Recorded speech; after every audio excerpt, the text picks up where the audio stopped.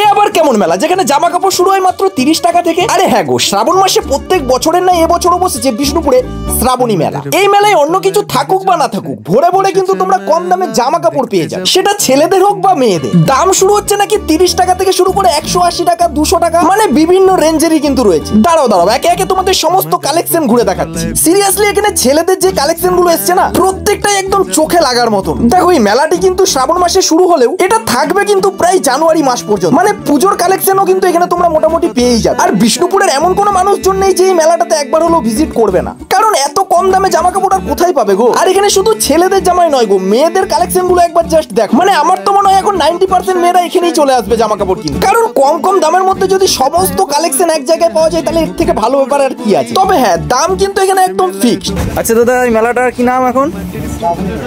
আচ্ছা, কতদিন থাকছে?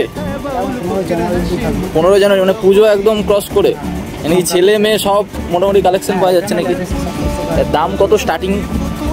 50 টাকা থেকে জামা কাপড়ের সাথে যদি তোমরা এখানে জুতো কিনতে চাও, তারও কিন্তু ভালো ভালো কালেকশন এসছে। যদিও অন্যান্য বারের তুলনায় এবছর মেলাটা কিন্তু অনেকটাই ছোটখাটো হয়েছে, কিন্তু কালেকশনের কোনো কমতি নেই গো। জামা কাপড়, জুতো, সাজগোজ সবকিছুই কিন্তু তোমরা টোটালি এখানে পেয়ে যাচ্ছ।